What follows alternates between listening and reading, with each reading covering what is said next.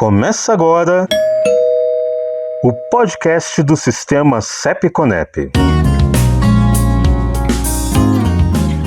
Com ciência e com respeito, conectando você à ética em pesquisa.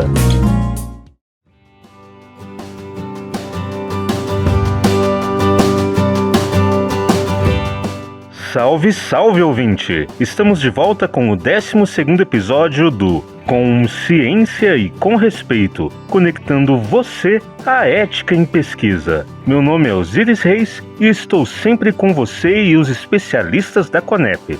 Hoje estão conosco o João Miguel Lima, mestre em Sociologia, e a Ana Paula Antunes, doutora em Sociologia. Olá, Osiris. Olá, Ana Paula. Fico muito feliz em partilhar esse episódio com vocês e com os nossos ouvintes. Olá, Osiris. Olá, João Miguel. E olá a todas as pessoas que nos acompanham no Com Ciência e com Respeito. Muito bom estarmos todos juntos em mais um episódio.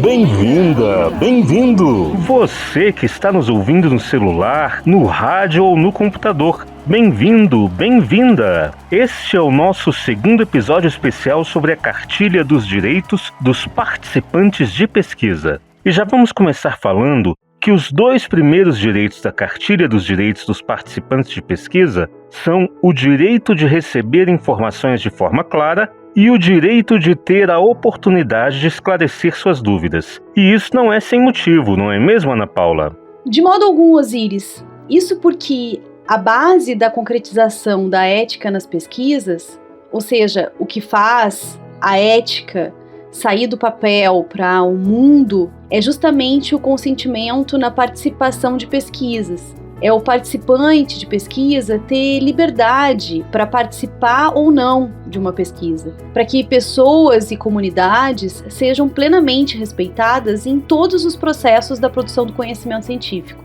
E para decidir, é muito importante que as pessoas estejam bem informadas, que entendam o sentido da realização dos estudos, seus benefícios para si, para a comunidade e para a sociedade em geral. E que também compreendam quais são os riscos que existem naquela pesquisa. Então, a gente pode mesmo dizer que informar as pessoas envolvidas nos estudos é o ponto de partida no processo de produção de conhecimento com base nas pesquisas de campo, como dizemos nas ciências humanas e sociais, ou nas pesquisas clínicas, como falamos nas biomédicas. E quais são as informações mínimas, indispensáveis, para que alguém possa decidir com segurança sobre participar ou não de uma pesquisa? Osiris, como sabemos, participar de um estudo deve ser uma decisão baseada em convite. E precisamos saber o que vai acontecer, do que exatamente vamos participar. Por exemplo, ninguém vai assinar um cheque em branco, não é? Normalmente queremos saber onde exatamente estamos colocando o nosso nome, se aquilo é confiável. E com uma pesquisa, acontece algo parecido. O pesquisador, a pesquisadora, ao convidar alguém para o estudo, deve explicar a proposta em detalhes, como, por exemplo, a justificativa e os objetivos da pesquisa, quais procedimentos foram planejados e quais são os possíveis desconfortos, riscos e benefícios previstos para os participantes. Também é essencial explicar quais os grupos que participarão do estudo. Nesse processo, é preciso também informar e assegurar, dar a certeza sobre quais são os direitos dos participantes. Outra informação muito importante é comprovar que aquela pesquisa passou por uma análise ética e que foi aprovada por um comitê de ética em pesquisa ou pela Comissão Nacional de Ética em Pesquisa, a CONEP. E o principal meio de fornecer essas informações a uma pessoa convidada a participar de uma pesquisa é o Termo de Consentimento Livre e Esclarecido, um TCLE, ou outra forma de registro de consentimento. Aliás, a Ivone Cabral, que é doutora em enfermagem e relatora da CONEP, levantou vários pontos interessantes sobre isso no áudio que ela nos enviou pelo WhatsApp. Pelo WhatsApp. Em termos de informação sobre os procedimentos e passos da investigação, é preciso disponibilizar aos participantes de pesquisa o que será feito e como, ou seja, quais dados, registros de imagens, interna ou externa do seu corpo, e amostras serão obtidas do participante de pesquisa, quem são as pessoas que irão obter esses materiais e dados, quando será feito, quantas vezes e por quanto tempo. Por exemplo, na entrevista, o tempo que o participante considerar o pesquisador. Na coleta de material biológico, como será feita uma coleta de sangue ou biópsia, explicando sempre os desconfortos e riscos associados, bem como as providências que serão tomadas para minimizá-los. Na obtenção de informações registradas no prontuário, na condição de paciente, deve-se esclarecer que aqueles dados ali registrados numa relação assistencial serão coletados e submetidos ao processo de desidentificação da pessoa, de modo a assegurar a confidencialidade das informações sensíveis. O mais importante é que o participante não seja surpreendido com procedimentos não explicitados durante o processo de consentimento livre esclarecido e que também não conste no termo de consentimento livre esclarecido. Legal! E pensando que as pessoas têm as mais diferentes formas de pensar e entender o mundo, quais estratégias o pesquisador ou pesquisadora podem usar para serem realmente entendidos na hora de explicar a pesquisa, principalmente as que não são simples de explicar? Em primeiro lugar, é importante que o pesquisador e a pesquisadora se coloque no lugar da pessoa que irá participar do estudo. É o que a gente costuma chamar de empatia, é o sentido humanitário e profundamente ético da ciência que precisa falar mais alto.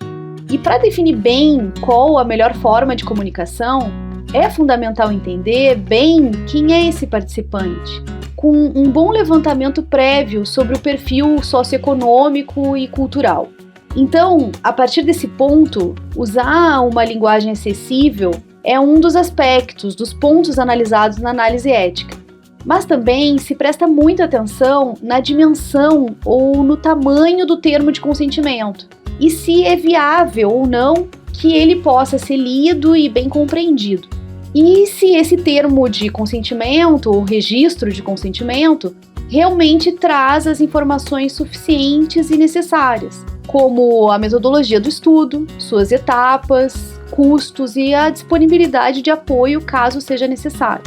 Tudo isso que João e eu estamos comentando está previsto nas resoluções do sistema CEP-CONEP, especialmente nas resoluções 466 de 2012 e 510 de 2016, que expressam a responsabilidade de informar da maneira adequada para que a autonomia das pessoas possa ser respeitada.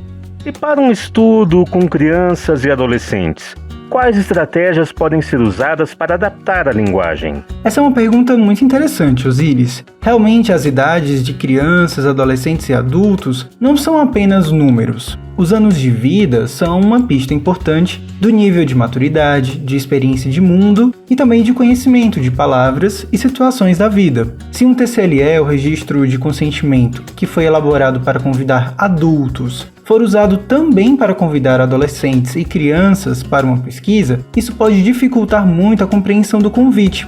Fica difícil entender do que se trata a pesquisa quando aquelas palavras não fazem parte do universo infanto-juvenil.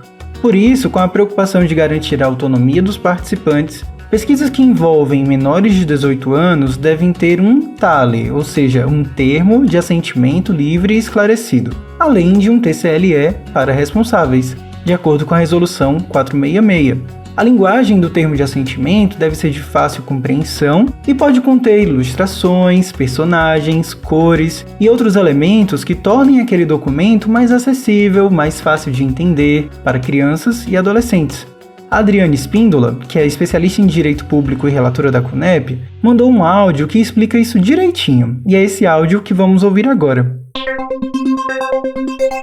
Pelo WhatsApp. A participação de crianças e adolescentes em protocolos de pesquisa deverá ser justificada.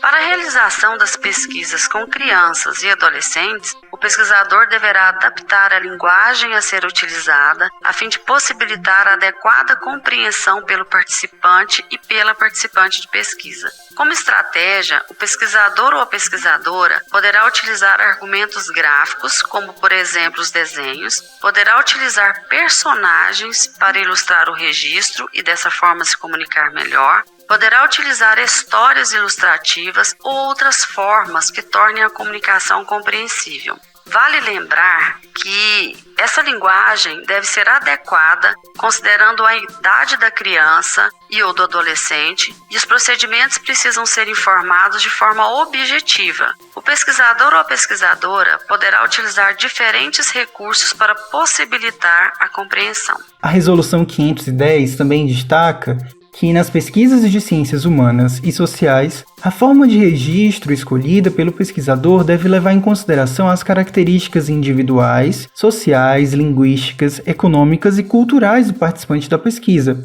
podendo ser em papel, como o TCLE e o TALE, ou em outros formatos, como áudio, imagem e mídia digital, por exemplo. Então, as dificuldades de compreensão não são um ponto importante apenas para pesquisas com crianças e adolescentes, correto?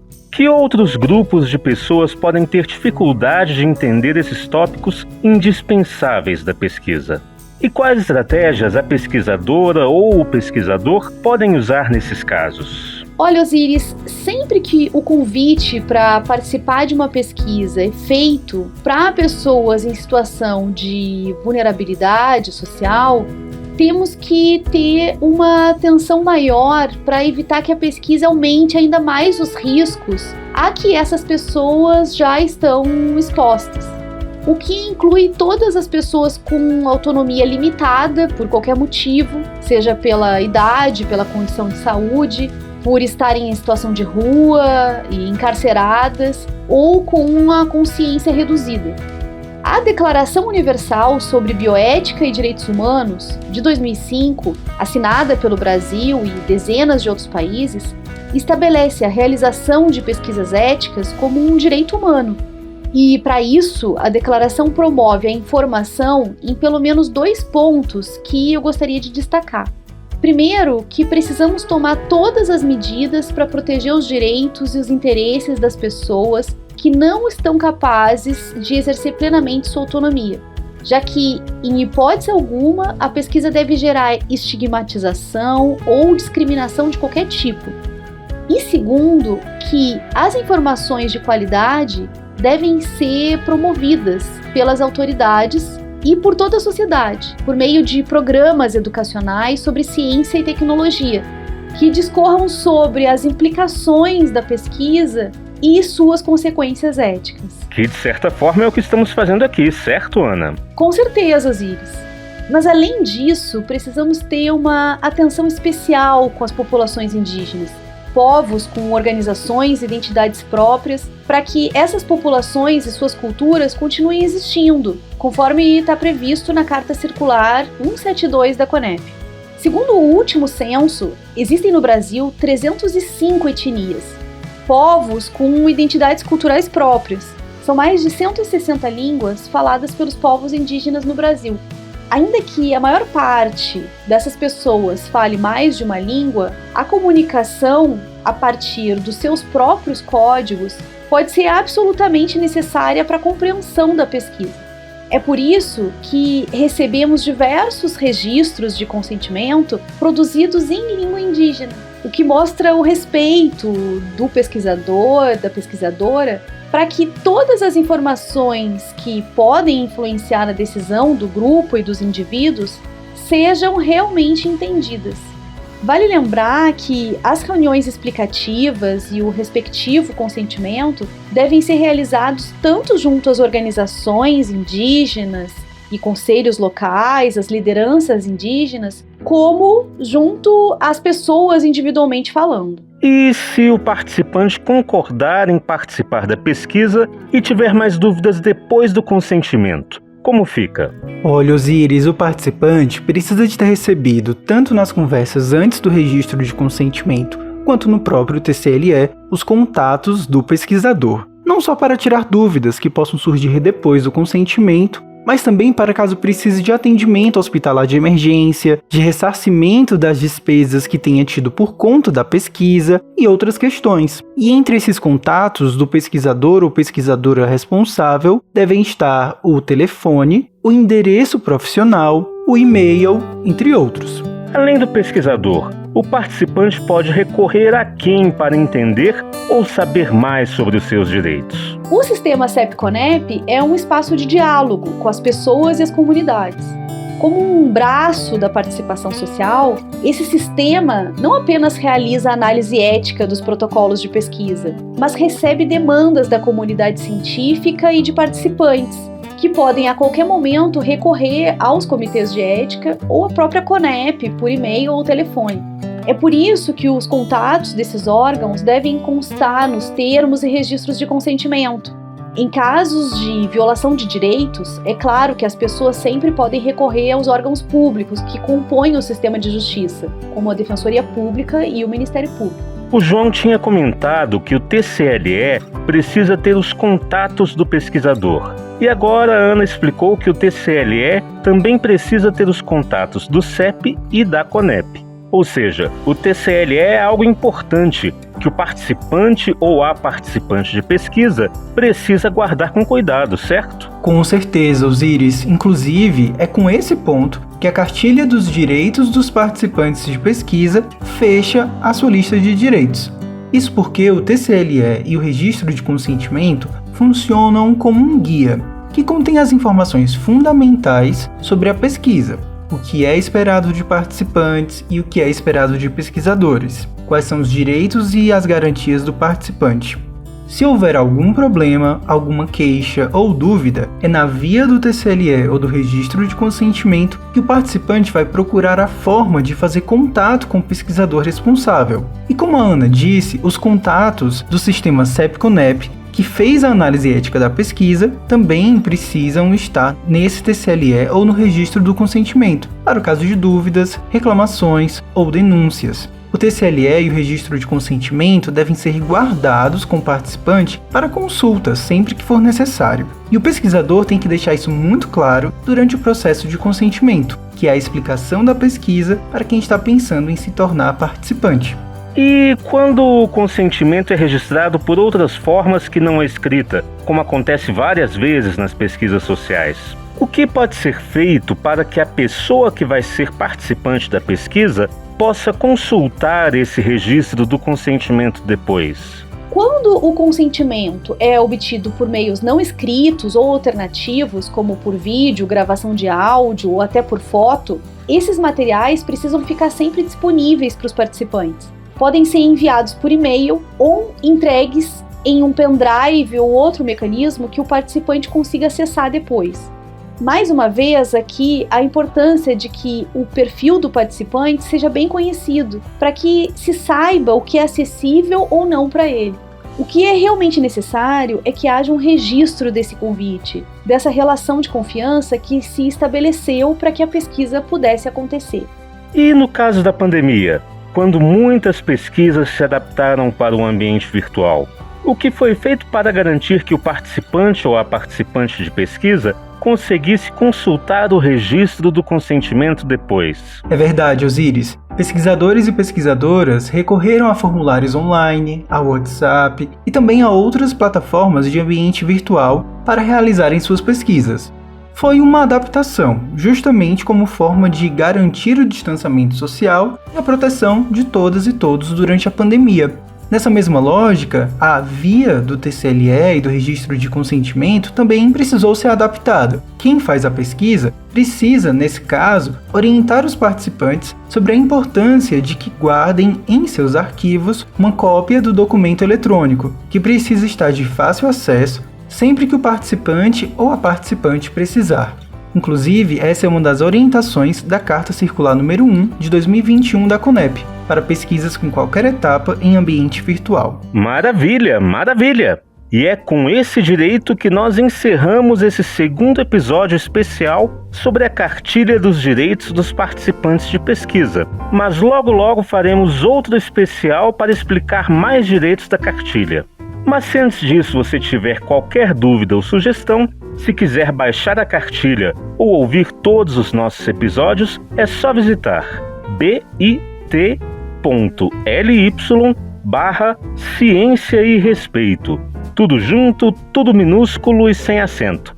Anote aí, bit.ly/ciência e respeito. Tudo junto, tudo minúsculo e sem acento.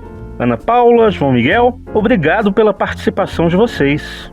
Obrigadíssima aos colegas. aos ouvintes, às ouvintes, por essa conversa. Esperamos ter contribuído para avançarmos juntos no entendimento sobre a importância de informar e de ser informado ou informada. Um abraço e até breve. Ana Paula, Osíris, obrigado pelas trocas. Espero que nossos ouvintes tenham gostado e que sigam a nos acompanhar aqui no podcast. Até a próxima! Então é isso. Ficamos por aqui esperando por você no nosso próximo episódio do Com Ciência e com Respeito, conectando você à ética em pesquisa. Grande abraço e até lá!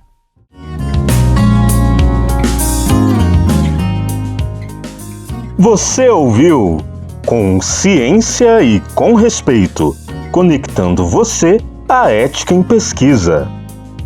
Este episódio foi produzido pela Comissão Nacional de Ética em Pesquisa e sua reprodução não comercial está previamente autorizada desde que não haja modificações no áudio e que o arquivo seja reproduzido integralmente.